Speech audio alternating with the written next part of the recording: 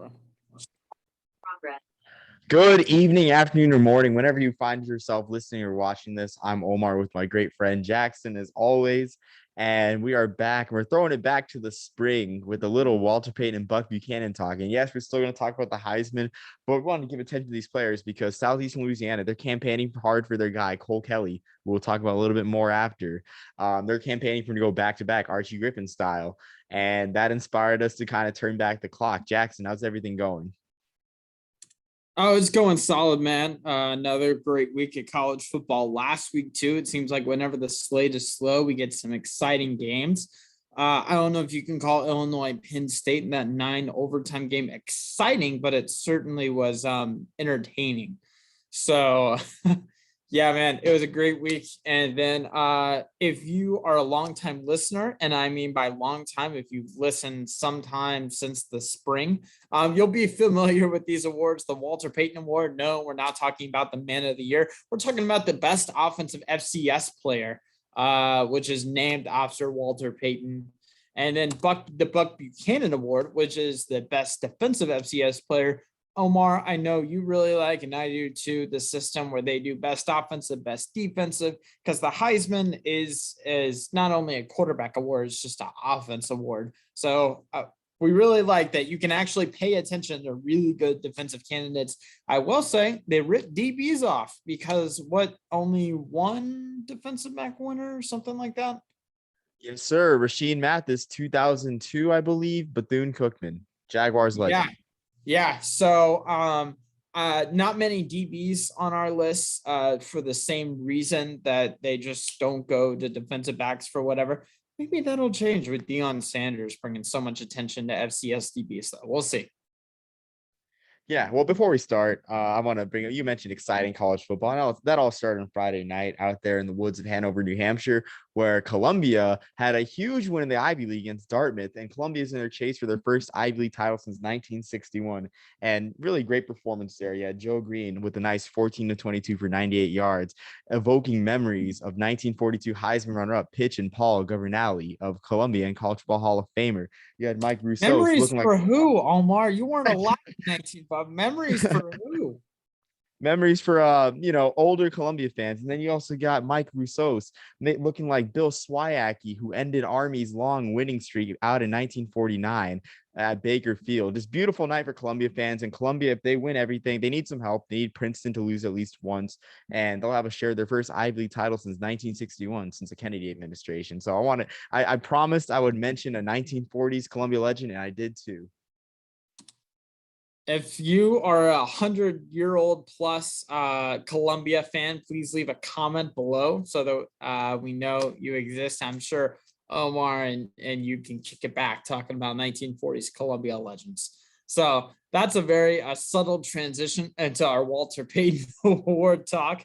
We made the joke in the opening that this is a 2.5-man race because there's two guys on the front end, right, that are really solid in Cole Kelly and Eric Barrier. And if you've kept up with the FCS season and all, you know those names for sure. I mean, easily, these are the top two going into the Walter Payton. Omar, I'll let you break down Cole Kelly, who I think is front runner, right, you would say?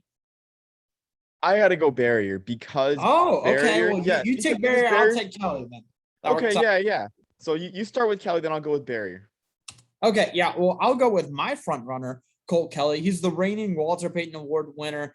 On the season so far, he has 216 completed passes out of 290. That's a 74% completion percentage. 2,742 yards, 26 touchdowns, and 5 interceptions. What really sets him over the top, I believe at least, as the front runner, 81 attempts for 312 yards and 8 touchdowns in the running game, which is something that Barrier just doesn't have, at least to that level. Cole Kelly is on fire. Southeastern Louisiana isn't doing bad themselves, and he's the reigning winner. It'd be kind of cool to see him win it twice in one calendar year, right? No, absolutely. And yeah, I mean, that's funny you brought that up because I mean, it's back to back, but I don't that's never happened actually. It's not that I don't think I know it's never happened. Two Walter Payton Awards in 1 year. Hasn't happened a Heisman season, with two Heismans in 1 year. I mean, Archie Griffin won in 2 straight years, but fantastic point there, Jackson, that he did win in the spring and he would win it in the fall of 2021. And you mentioned the dual threat. And very much awards today look for quarterbacks like that. Like it's very hard for a pocket passing quarterback to win the Heisman nowadays with the way that schemes go.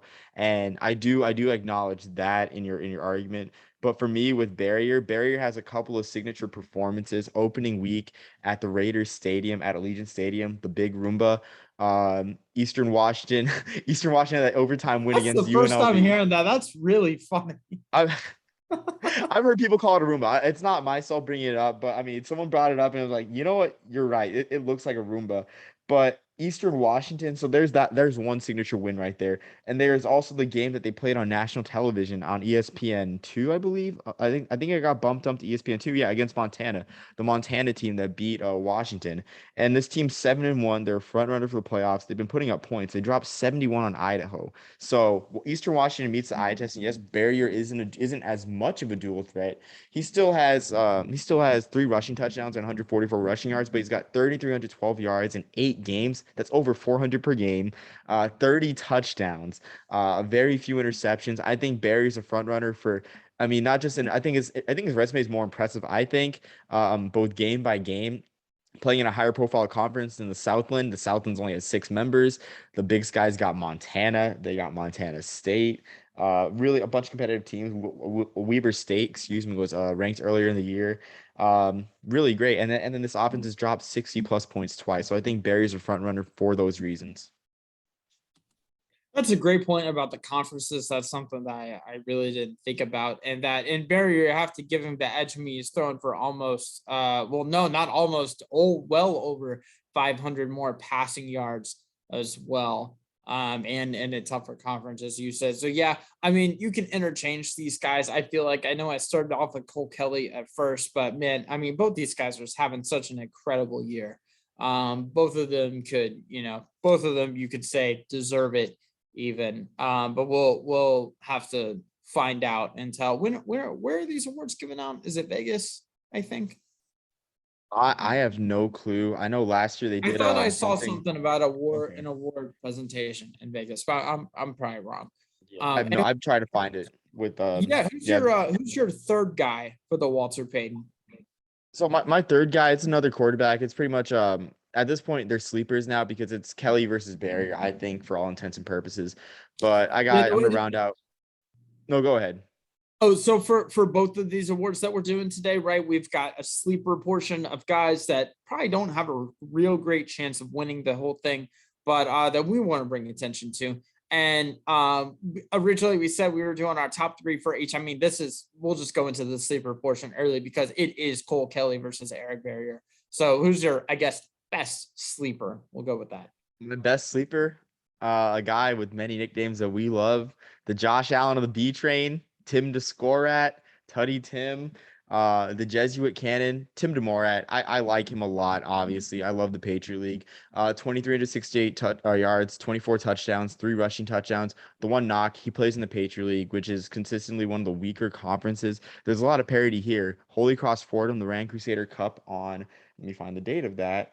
Um, well, it's shaping to be pretty much the hugest game of the Patriot League season, and that's over the Great Polar Park game that happened this past weekend with Holy Cross beating Colgate handily at the Worcester Red Sox new park. But yeah, Holy Cross Fordham on November 13th should be a great game. Demorat versus Siderman and Matthew Sluka. But I like Demorat a lot. It was my first sleeper, and I'm gonna bring in another quarterback because they're kind of on the same level, similar stats. Cameron Ward. I don't know if that was one of your guys. I don't know if I stole one of your guys. Jackson. Okay. We talked about Cameron Ward a lot in the spring. Great freshman year. He's continuing the great work. 24 to 79 yards, 22 touchdowns. UIW beat Texas State. And again, he's being overshadowed by Cole Kelly, being in the same conference as Cole Kelly and Lindsey Scott, who has over 700 yards for Nicholls State, does not help Cameron Ward a good amount. And hearing all these names is really throwing it back to the spring from this past year, which was awesome. But man, a lot of these guys you don't think nearly enough about during the fall with all this other, FBS level stuff happening. I'll go with my first sleeper. I don't think there's going to be a quarterback aside from Kelly or Barrier winning. And there are plenty of guys, Cameron Ward, all these guys that we could talk about. I've got pretty much just receivers and running backs on my sleeper list. My first running back, it's hard to go with anyone other than him. Dennis Merritt, running back from Eastern Washington, 127 attempts, 1,386 yards, and 20 touchdowns. Omar, you know my phrase, if you're a running back and you can't catch, you can't play. 21 receptions, 300 yards, 3 touchdowns, catching the ball out of the air as well. For a second, I thought you were going to say Quay Holmes, my next sleeper, because again, with Barry, it's hard for anyone other than Barry or even Taulolo Limu Jones, the Emu, to win it for Eastern Washington. He's a great receiver out there out of Eastern Washington. It was hard for him to win it with Barrier on the team. So the one running back I have, and I'll have one more sleeper after this. The one running back I have is Quay Holmes, 926 rushing yards for Eastern Tennessee State, 10 touchdowns, 14 catches, 186 yards, 1 touchdown. And the one knock on Holmes is he's not returning kicks anymore for East Tennessee State. He did that in the spring, and he was among the leaders in all-purpose yards in FCS. That's kind of a knock on him. If you're returning kicks, I definitely would have him higher and possibly say it's a 3-man race. But I mean, a running back hasn't won it since I think 2003, and that was a guy from Colgate. But it's been a long time since the running backs won the Walter Payton Award, which is a huge knock on Holmes, but still a great season for East Tennessee State. They're doing great in the SoCon, a really wild SoCon. They're 7-1. They recently just got upset by VMI, I believe. But great year for the Pirates, and Quay Holmes is leading. He's the heart and soul of that team, pretty much. No, absolutely. That's Quay Holmes. I remember we talked about him a lot in the spring, as you said. And yes, a running back hasn't won it since 2003 or whatnot.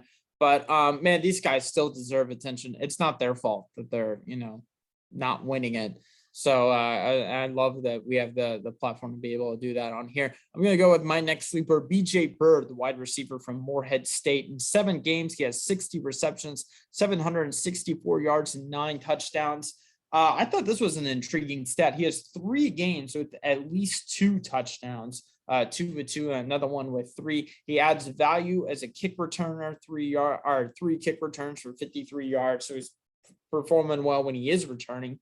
Last year he had 8 touchdowns and half the receptions that he has so far this year, but it seems like that he's getting a lot more attention from opposing defensive coordinators, yet he still has 60 receptions, so he's not getting as many big plays. His average is lower, his touchdowns are lower. He has doubled his receptions, and he is really seems to be getting more consistent targets, which I mean does make for less production in most cases. But BJ Bird, I got to watch out for on the off chance you are watching Morehead State. Yeah, and geez, man, I'm glad you mentioned Morehead State because that's one of the games of the week. I mean, the Pioneer League is a lot more interesting when San Diego State's not winning every single conference game. And I mean, I don't mean to diss the Toreros, but parity is cool, and I will say that.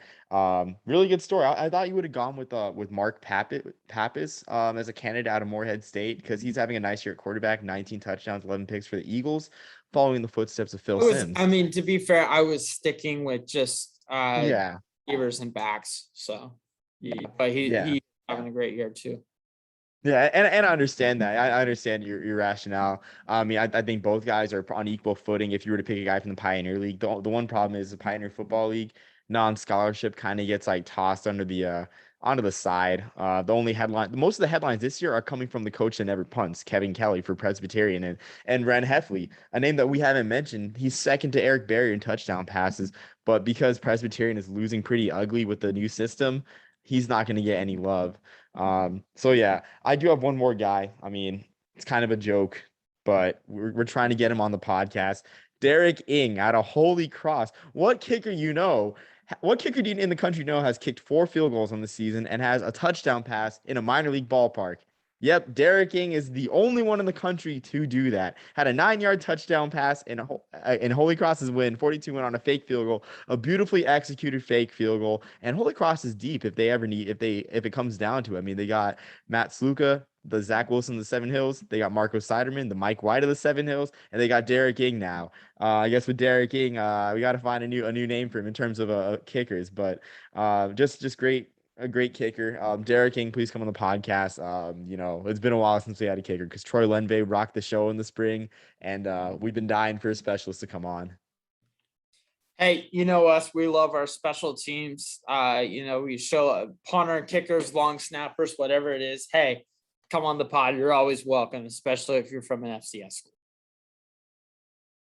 Yeah, exactly. But yeah, that concludes my list. I mean, it's kind of hard. Like we do want to showcase the Walter Payton, but I feel like it was more fun last spring when there were so many variables applied and it was just more dynamic. But all due respect, like to Cole Kelly and Eric Barrier, like they're going at it and it's fun to watch. I mean, Cole Kelly and everything, pretty much willing Southeastern Louisiana in the Southland race, and then Eric Barrier too, following in like a great tradition of Eastern Washington quarterbacks and great offenses. Just imagine if Barry was around when Cooper Kupp was playing receiver for Eastern Washington. That would have been something I would have loved to see. Yeah, man, so many great FCS players. Cooper Kupp, by the way, on pace to have the most fantasy points ever for any player in history, which is just absolutely insane how he just seems to be gone off with Stafford. But yeah, man, some of these guys, I mean, I'm sure we'll be talking about them on Sundays too. What 12 active quarterbacks in the NFL right now that play the FCS schools? So Wow, that's a lot. I think it's that number. I could be wrong on that. But I saw something on Twitter about that. So yeah, I mean, there's a lot out there. Yeah, absolutely. And don't sleep on the FCS because I guess the whole lower division thing. I mean, this is still great football. You got teams moving up and down, teams with aspirations to move up, especially the teams in the AQ7. Both conferences, the ASUN and the WAC, have intentions of moving up to FBS. How long that takes, we don't know, but I mean, they got the sauce to do it. So I mean, just give them a chance. And don't write this off. I mean, don't write off any division of football because if you can play, you can play. Ollie Marpet, Pierre Garcon, D3 legends. I mean, yeah, that's all I got to say before we get sidetracked. Quinn Mirnes, recency bias, but Quinn Mirnes also that played at a lower level. I mean, these guys can play, as you said. And if you Yeah, can play, they'll exactly. find you. Exactly. No, you're 100% right. Speaking of guys who can play, we got our Buck Buchanan list. Jackson, who's your first guy for the Buck Buchanan? On my first Buck Buchanan front runner that I've got right now, I've got Isaiah Land, the linebacker from Florida A&M, in 7 games, 30 total tackles, 17 tackles for loss, which is just a ridiculous number. 11 and a half sacks as well, 1 forced fumble, a fumble recovery on there too. We saw HBCU defensive lineman win it last year. I think we might see it again this year. Yeah, and looking at Jordan Lewis's stats from last year, I'm really trying to pull it up. There's so many Jordan Lewises in the world of football, but Jordan Lewis had really great stats for Southern, and especially with FAMU having the year that they're having, it's going to be either Florida A&M, excuse me, or Jackson State out of the East, which I had Isaiah Land as first as well, but I have a slash next to that first spot with James Houston, also out of Jackson State, also in the SWAC East, who had 13 and a half TFLs, 8 sacks for Jackson State, who's having an amazing year out there in the SWAC under Coach Prime. Yeah, so Jordan Lewis's stats last year, as I pull it up, just to see some similarities. In 5 games, he had 15 TFLs, 10 and a half sacks. I mean, those stats are sort of similar. Had Jordan Lewis played, I guess 7 games, as Isaiah Land and James Houston both had. So I mean, I think they're the clear front runners, and the Buck Buchanan Award is a pass rusher heavy type award. So these guys fall right in line. Yeah, as you mentioned earlier on the show, the last defensive back to win it was 2002, and as we're seeing that blend more and more over the years of defensive end, edge rusher, outside linebacker, all kind of turning into the same thing. Linebackers and defensive linemen is really what this award is about. And it's a shame. And looking at the defensive backs to sort of like put on this list, none of them really caught my eye in terms of like cap tackles. And I think you really got to be a real game changer type of guy that can flip the field as a defensive back. and also I guess have a really, really big role in the pass game too, and come downhill and make plays, which there weren't many guys defensively on the defensive back side of the ball to really do that. So, I mean, most of our list is either linebackers or edge rushers. So, who's your next guy, Jackson? My next guy for the Buck Buchanan, I've got Isaiah Chambers, the edge rusher from McNeese State. 40 tackles, 9.5 tackles for loss, 6.5 of those being sacks and a forced fumble. Chambers is having a great year. I know he's gotten some NFL attention as well. So two Isaiahs, I guess, to start off with. Absolutely, and he's got more tackles than Isaiah Land, if I'm not mistaken, but though not that much. His numbers would be more impressive had he had more solo tackles, but still a great year for the Cowboys of McNeese State. I'm gonna go a little bit on the interior here with my next pick. I'm gonna go with Darius Joyner, who already has 100 tackles in 8 games. He plays against some really good opponents week after week. He plays in the Missouri Valley Football Conference. Western Illinois is not the best, even though they did almost beat Eastern Washington in a 62-56 shootout. The 100 tackles is great. If you're gonna pick an interior guy, I'd pick Darius Joyner or my other guy who I'm gonna, say after you say your guy. But the one knock on him, of course, is the win-loss record, 1-7. The Leathernecks out there in Macomb, Illinois, they're kind of struggling as they have for a few years. But that should not reduce the season that Darius Joyner's had, as he has 3 more games, if I'm counting right. Yeah, he has 3 more games, and he should, if he averages 10 per game, should end up with 130, if not 140 tackles in 11 games, which is an amazing season. Yeah, no, absolutely. He's performing well. And I mean, that is the tough thing about these awards, especially when they're voted on by media members. If you're having a losing season, you're probably not going to get the recognition you deserve. And that's not obviously entirely on you, even close to it, especially when you're on defense. If you're a quarterback, that may be a different story. But when you're a edge rusher, middle linebacker or something like that, man, that's not on you. I'll go with my next guy. I've got Tai French, the defensive end from Gardner Webb, 40 a very similar stat line to Isaiah Chambers, 40 tackles, 7.5 tackles for loss, 4 sacks, 4 of which were sacks, and then 1 forced fumble.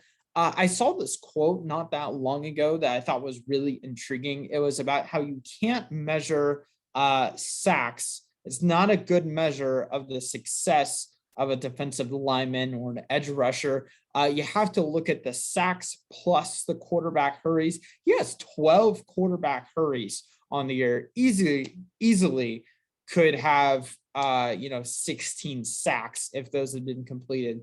So I thought that's a more consistent measure for pressure. I just thought that was intriguing that he has so many, because usually I've been looking through a bunch of these stat lines today. You see like 1, 2, I saw 5 or 6 on a couple of them, 12, just a very high number. It shows he's getting consistent pressure, even though it's not going to show up on the box score on ESPN where they only keep track of TFLs. I've actually never heard that before with that type of framing, but it makes a lot of sense that you count quarterback hurries as well. And I think that's how I'll be looking at it from now on, really, with the shift towards, I mean, hurries isn't even an advanced stat, but towards unconventional stats, I should say. The one knock on Gardner I Webb think is he them was being three. I can't remember who it was. I want to say it was Trey Boston on Lindsey Rhodes' podcast. Trey Boston, the free safety for the Panthers. I want to say it was him that said it, but don't quote me on that. I know I heard it somewhere this week. But yeah, it's kind of changed my outlook on how I look at stats for any pass rusher. So it was interesting.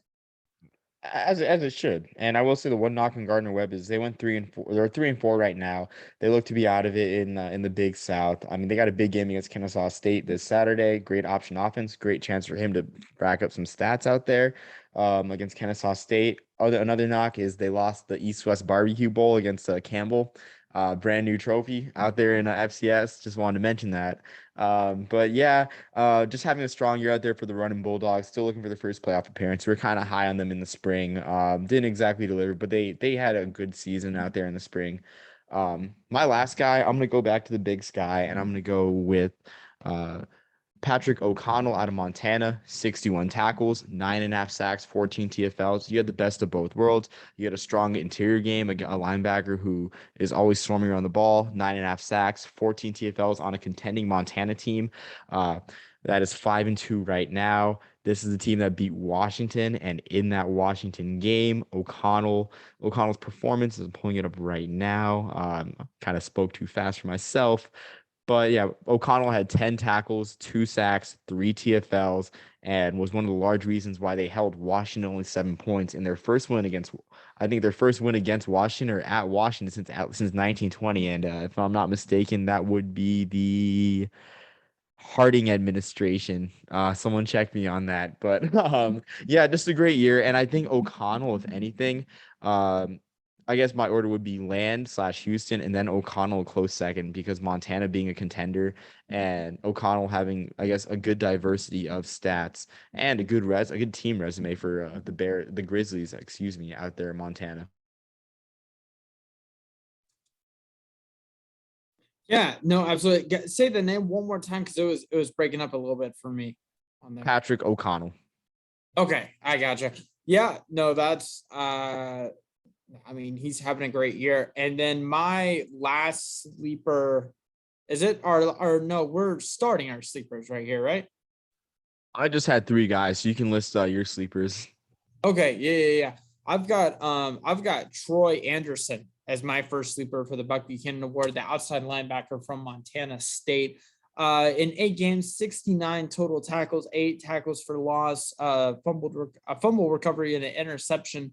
Honestly, Omar, if we had had this podcast a couple years ago, we may have mentioned him for the Walter Payton Award. He is second in Montana State history in rushing touchdowns. He had 21 in 2018. He made the change over this previous year. He is also the only FCS player on the National Football Foundation's National Scholar Athlete class for this year. And so it goes without saying he's a William Campbell Trophy watch list finalist at whatever point the Campbell Trophy is in. He's versatile. He's a scholar. He's a Buck Buchanan sleeper, and he's definitely a 2022 draft prospect. Absolutely. Wow, that's amazing. I wonder why he made the switch. That's something I'll have to read about more. Do you have any info on why he made the switch from running back? Because he seemed to be pretty doggone good at it. Yeah, I know. I don't have any more information on that. Pretty much everything is all the articles on him and all that seem to be revolving around the scholar athlete being the only FCS player in that, which deservedly so. That's awesome stuff. But there it really isn't much information, and obviously he only played like 2 years at running back in Montana State, and he's 9th all time in rushing yards and 2nd all time in rushing touchdowns, which is just ridiculous for how short he played.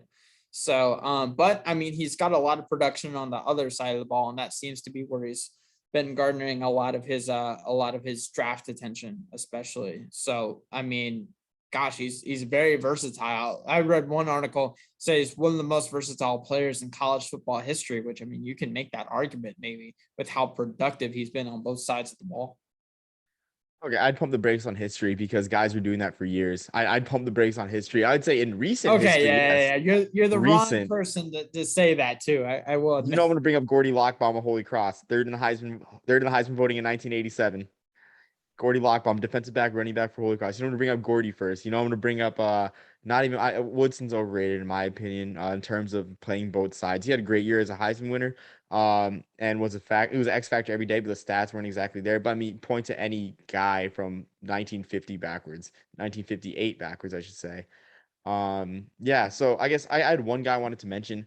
We noticeably did not mention Ryan Greenhagen yet. He's only played 5 games, which is a total shame because Greenhagen burst onto the scene Labor Day weekend against Nebraska with a Division I record 31. As there's a deep fly in the left field in the World Series, with a 31 tackle performance against Nebraska, and then follow that up with a 28 tackle performance. Greenhagen has 102 tackles in only 5 games, but of course injuries derailed his season, and just Greenhagen, amazing year. And I got to think that he would be a shoe-in winner if, I mean, he was healthy. I mean, with just those unbelievable performances, getting tongue-tied just thinking about it.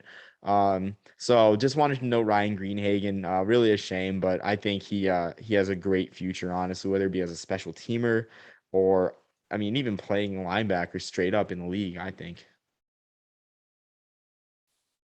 Yeah, no, absolutely. That's something that's someone to keep an eye on. And man, I feel like it's even harder for the Buck Buchanan Award to have a clear set of guys because it's not like okay, there's quarterback, and then there's all the other positions on offense, at least running back, tight end, wide receiver. They're all I mean, they're pretty much all equally important on defense. And you can pull guys from all over. So I mean, there's so many guys that we could go into, but one last guy I wanted to at least mention, and I've seen a lot of stuff about him in the NFL world, especially after his stellar performance in the FCS playoffs last year. Zion McCullum, the cornerback from Sam Houston State, not great stats this year, 22 tackles and 2 interceptions.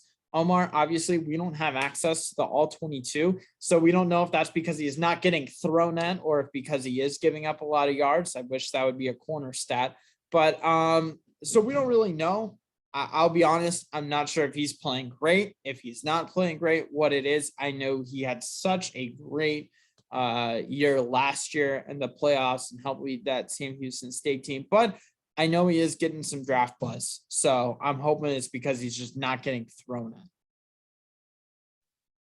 And that's an absolutely loaded Sam Houston State team. We talked about Eric Schmidt in the spring. Jaquez Ezzard lit it A up. lot of talent on that team. Yeah. Yeah.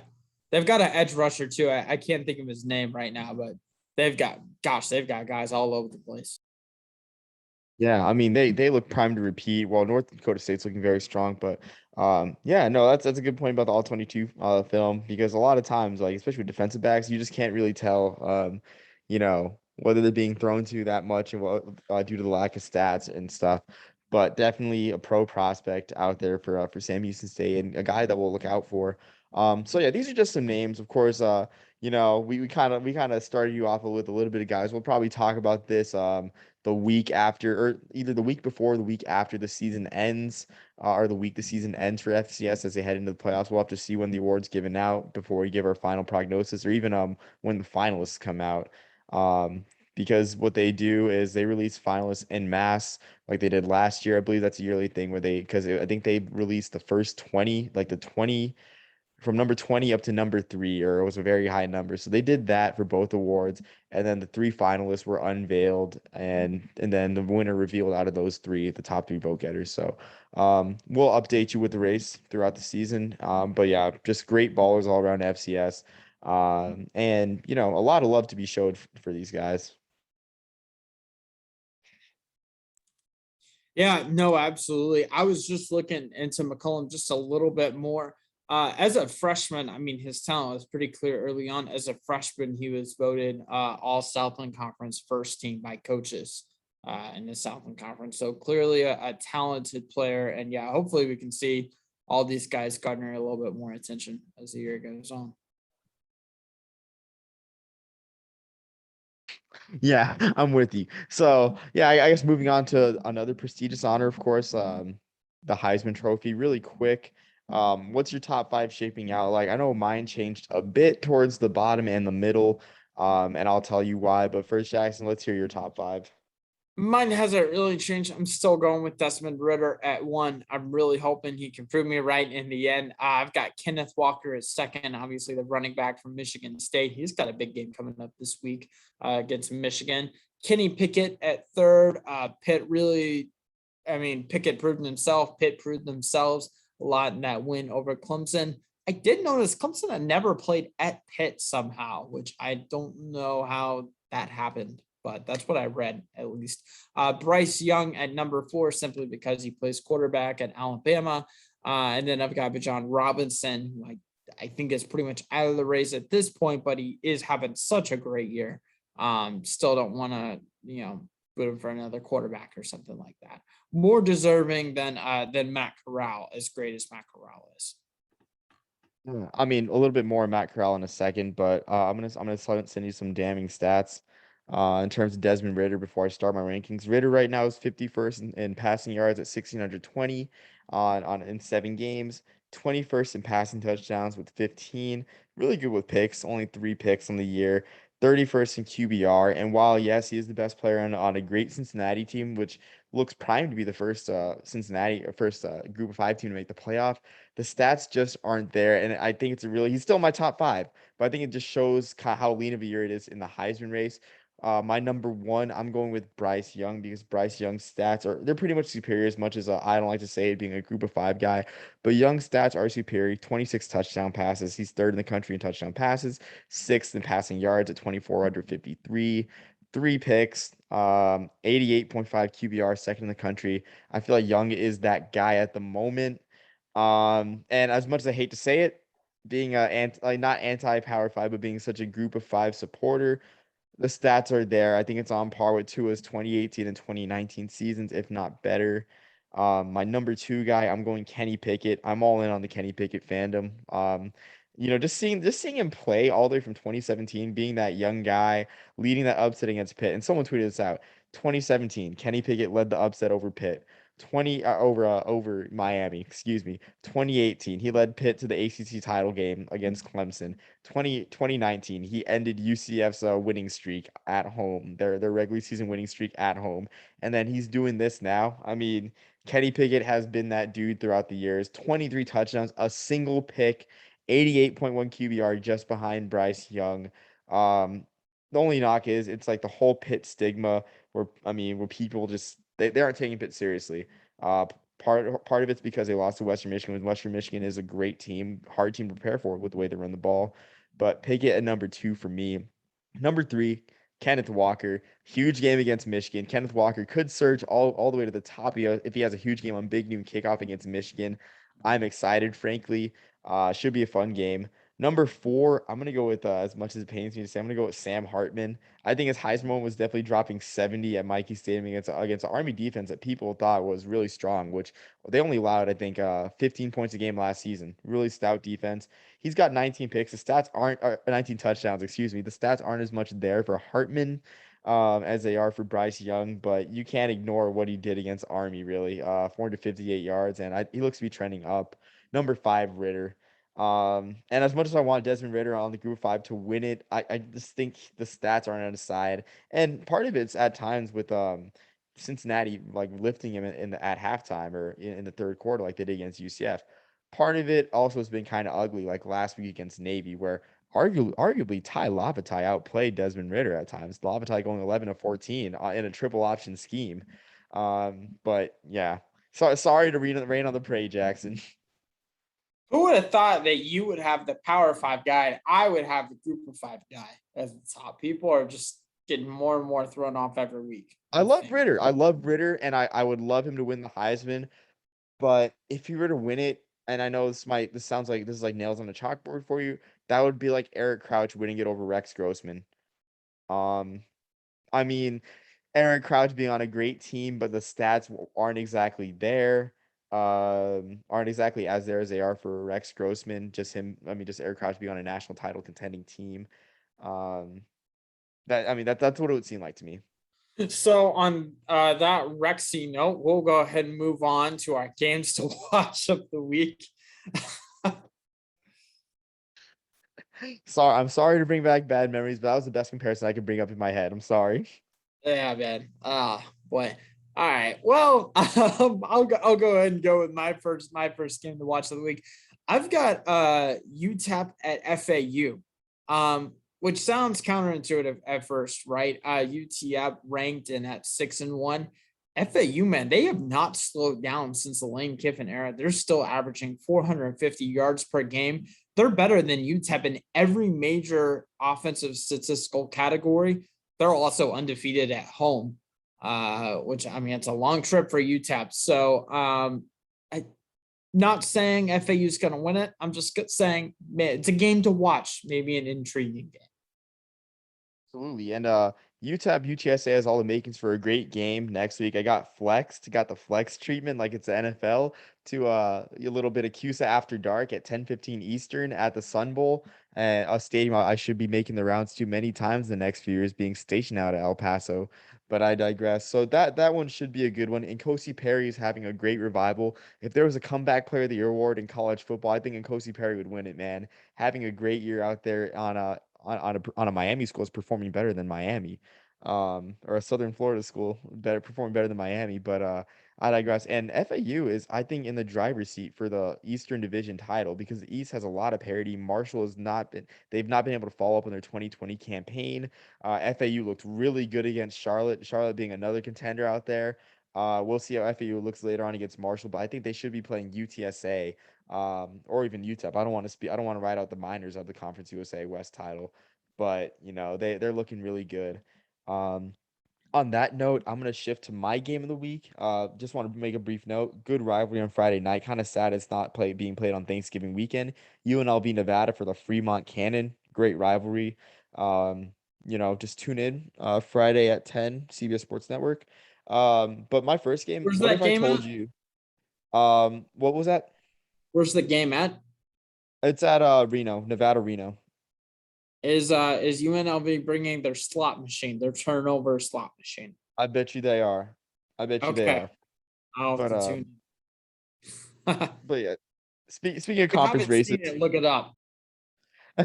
Yeah, exactly. Look at the slot machine. It's a fun time. But speaking of conference races, we got Iowa, Wisconsin. What if I told you that despite Graham Mertz having 2 touchdowns and 7 picks on the year, that Wisconsin controls their own destiny in the Big Ten West with wins over Iowa, which would have 2 losses if they lose to Wisconsin, with a win over Minnesota, which would have 2 losses if they lose to Wisconsin and win everything else. Wisconsin controls their own destiny, surprisingly, in the Big Ten West, which at 12 o'clock in ESPN, this game is a game to watch. I mean, you might not think it, but it's really surprising. And anything can happen this year with Iowa losing to Purdue at home, and then Purdue losing to Wisconsin. So that one is actually, I mean, a really relevant game alongside Michigan State. 2 huge Big Ten games. What the heck, man? You go with another Power Five thing while I'm doing all the Group of Five work here, man. Not even close to all of it. Not even half, probably. I've got Fresno State at San Diego State as my next game. We talked a lot last week about the Mountain West division, or I can't remember if it was last week or on Bulls and Booze. But I think San Diego State will win, especially with it being at home. But this is a major game in the Mountain West, considering it's between the first and second best teams in the Mountain West Division. Fresno State, I mean, they're coming off a loss. They've got potential for a major upset, so we'll see. Yeah, I mean it should be interesting for sure. And I mean San Diego State, they've gotten good luck. I mean they had good turnover luck against Air Force. I mean Sorry, and they not coming also off of a loss. I don't know why I said that. They're had the close win versus Nevada, but yeah, go yeah ahead. yeah I mean that one came down in the final play as well. But yeah, like I mean if you watch the San Diego State game, they got kind of lucky late in the game. Air Force overthrew a open receiver on a post route that would have won the game for the Falcons, but they just couldn't make the pass. Their backup quarterback was in. So San Diego State's been getting lucky too. And the week before that, double overtime versus San Jose State. But yeah, on that note, I'm gonna stay. Well, shoot. I said I was gonna stay in the group of five. Kind of lost my train of thought, but yeah, I'll stay in the group of five. I don't know if you had this one, Jackson, but SMU Houston, huge game in the American West, and for all intents and purposes, I think a loss by SMU, it might end their New Year's Six hopes. I mean, if they beat Cincinnati, I think they're actually still alive, but it would make it a heck of a lot harder. And even I guess you can even say SMU might even be a playoff team if they beat Cincinnati once or twice and end up going 13-0 with 2 wins over We haven't even Cincinnati. talked about what we have. No one has talked about SMU this entire. No, yeah, not at all, which No is one's really talking. surprising. Yeah, Yeah, they beat TCU. They'd have 2 wins over Cincinnati, which is a super strong resume, which would probably be 2 wins over a top 10 team. I mean, we're talking about Cincinnati. SMU might have just as good a resume as Cincinnati would. No win over Notre Dame, but still, huge game out there. That one is, I think, I just scrolled past it. It's 7 o'clock on ESPN2. huge implications. And don't sleep on Houston. Houston might end up being a 10-2 team. Clayton Tune's experience, having a great year at quarterback for Houston. They're really putting it together under Dana Holgerson. You mentioned SMU's path to the playoff. We will know if they have one this coming Tuesday night. The first rankings coming out of the college football playoff or of this season, at least the only rankings that matter, which is the one done by the committee. If SMU is ranked in the top 15, then we can have that discussion. Gosh, if they're outside of that, it's going to be really hard. It's going to be a tough sell to think about SMU in the New Year's Six, much less the playoff. I'll go ahead and go with Texas Tech at Oklahoma for my next game. A lot of you are probably rolling your eyes at this. I will tell you, Texas Tech is coming off of an interesting week off of firing Matt Wells, despite the 5-3 record. We've seen Oklahoma struggle against some bad teams, especially early on in the year with Tulane. Seems like they've been playing close games all year. I couldn't find a similar stat to this in the college football world. I did see a stat last week in the NFL realm of things that while interim head coaches have a very hefty losing record, they actually have a winning record in their first week. They're 12-9, and the interim head coaches are 12-9 in the NFL if you count last week's Vegas Philly game. TTU's interim head coach is their offensive coordinator, Sonny Cumbie. He is the former Texas Tech quarterback from the early 2000s. We'll see if that applies. Like I said, I couldn't find a similar stat for college football, but all for one for all kind of seems like you just kind of have to pull together, even if it's only for a week. So we'll see if they can do this. I don't like the fact that it's in Norman. It might get ugly quick if it was like it was last year, but we'll see. It's something to at least keep an eye on. Absolutely. And I kind of wonder what Texas Tech was expecting. I mean, 5-3 is great out there in Lubbock. But maybe they're tired of just like hitting the same ceiling over and over again. Kind of like the same issue they had with Cliff Kingsbury, where they could have hit that next level. I thought Wells was doing a good job this year, but obviously Texas Tech thought otherwise. I'm gonna go with the complete opposite end of the spectrum here. Huge game in the Colonial Athletic Association with William and Mary and Villanova. They're at 6-1 right now. Villanova's at 6-1, but surprisingly, William Mary's at 5-2, 3-1 in the conference. They haven't made the playoffs since 2015. William and Mary being sort of the nerd school of the Colonial Athletic Association, the second college established in America, proud academic tradition. But this is a team that, I mean, makes its name on defense. I mean, their quarterback has a 5 to 6 touchdown interception ratio. Their quarterback being Darius Wilson. Not really, they won't really wow you. They're averaging 24.6 points per game on offense, but I mean on defense, they've been pretty solid, and they're 5-2. And this is a huge game against Villanova. Villanova being a traditional power in the conference. So William and Mary in this game, of course, it's on Flow Sports. So if you are subscribed to Flow Sports, good for you. If not, I don't know what to tell you. Flow Sports is just absolute hot garbage. 1 p.m. Eastern. Maybe watch a live stat cast, honestly, because again, Flow Sports sucks. That's just what Flow Sports wants to hear. Don't tune in. Don't subscribe. Don't tune in. So yeah, their format sucks. That's really not even on Flow Sports. That's on the conference for getting such a crappy deal. I'm going to go with South Carolina State versus North Carolina Central as my next game to watch of the week. SC State is first in the MEAC despite the losing record. NC State is third in the MEAC, or NC Central rather, is third in the MEAC at 3-4 as well. It'll be intriguing to see. Obviously a short trip as far as the X's and O's. Omar, I'm sure you could tell us a little bit more about that. Absolutely. South Carolina State, if you haven't heard the name, Jacoby Durant, I mean, write it down. Jacoby Durant, I think, accepted a bid to the East-West Shrine Bowl. The East-West Shrine Bowl making a deal to accept more MEAC and SWAC players. Durant picked off Aquil Glass last year 3 times in a game against Alabama A&M. Absolutely great talent. And you mentioned South Carolina State having a losing record. They've kind of faced the gauntlet in non-conference play. As I try to find the game. Oh, there we go. Find the game on the schedule. South Carolina State, they've played New Mexico State. They played Clemson. They've lost a close one to Alabama A&M. They lost to Florida A&M, who's doing great in the SWAC. I mean, a little bit of an iffy result with a 13-7 win over a weaker Delaware State team. But this one, it's important, and every game is important in the MEAC. As we've said before, it's a 5-game season with only 6 teams there. The prize being Atlanta on the third Saturday of December for the Celebration Bowl. But right now, the best team in that conference is looking like Norfolk State, who should tally on another win against 0-7 Morgan State. Juwan Carter having an amazing year, 14 touchdowns, 2 picks. I mean, that's not the game to watch for me. But just want to make note of the MEAC race, and Carter being a senior, likely probably going to get a bid to the Shrine Bowl or the HBCU Legacy Bowl. Staying on the FCS note, I'm going to go with Morehead State. We talked a little bit about Morehead State before, and Davidson. Davidson looks just as good as they did in the spring.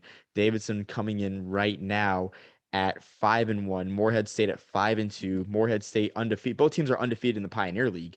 Both teams are 4-0 right now. Morehead State has never made the playoffs. This is a huge game for the conference. Could end up deciding it too, because Davidson would then have to win two. Would have to. I guess Morehead State would have to lose 2 games to lose a title, having the head-to-head tiebreaker over Davidson. If you're going to root for someone, root for Morehead State, making their first playoff appearance. Davidson made their first last year, and it looks like the Pioneer Football League non-scholarship is getting a lot more parity as it is. Really, a real contrast of styles. Davidson running that shotgun option offense. Their quarterback, Luis Colosimo, only throwing 42 passes, 7 picks. And the team in total has only thrown, because he's not their only quarterback, obviously. In total, the Davidson Wildcats have thrown on the year 64 passes in 6 games. Just what I love to hear. Contrast of styles with Mark Pappas throwing 19 touchdowns, 11 picks, and over 2,000 yards. ESPN 3 at 2 o'clock Eastern, Morehead State Davidson. Huge implications in the Pioneer Football League. If you are watching, make sure to watch out for my Walter Payton Award winner sleeper, BJ Bird, with 9 touchdowns on the year. Maybe he can get his 10th. I'll go with my last game. This is sort of more of a game for betting interest that I completely made up. Jackson State at Mississippi Valley State. Jackson State has really locked up the East. I'm not going to lie, it could get ugly pretty quickly. Mississippi Valley State's quarterback is only averaging 116 yards a game. Their leading rusher is averaging 75 yards a game. Over under 5.5 times that Deion Sanders versus Jerry Rice is mentioned on the broadcast. Noted. Should be. I mean, that's a great point. I bet it is mentioned a lot. Yeah, no, I didn't think about that. But yeah, it should be a good game. Even though Mississippi Valley State, I think they beat North Carolina Central, who beat Alcorn State, the perennial front runner out there in the SWAC, but not any longer at the moment. Staying on for my last game, it's going to come an Ivy League game, Dartmouth versus Harvard. Both teams 5-1 at Harvard Stadium. They're playing. Both teams love to run the ball. You got Nick Howard, where Jared Gerbino, his predecessor, was a Tim Tebow of the Woods of Hanover. Nick Howard is a Colin Klein of the Woods of Hanover. 75 carries, 505 yards, 9 touchdowns. They run that great 2-quarterback system. Derek Kyler, 1,152 yards, 9 touchdowns, threw his first pick of the year against Columbia, but still a great year. Harvard likes to run the ball. They got Aaron Shamklin, 85 carries, 508 yards, 7 touchdowns. Really efficient running back for the Crimson. The last time these teams met at Harvard Stadium, I was there. Game ended on a Hail Mary, the famous Harvard Hail Mary, the one that the camera didn't even show live. So you had to be at the game to actually see the play happen, because the camera was focused on Derek Kyler throwing the Hail Mary. 5-1, huge implications. And this is an Ivy League elimination game, because Princeton does not look like they're going to skip a beat. I don't think they're going to lose more than 1 game.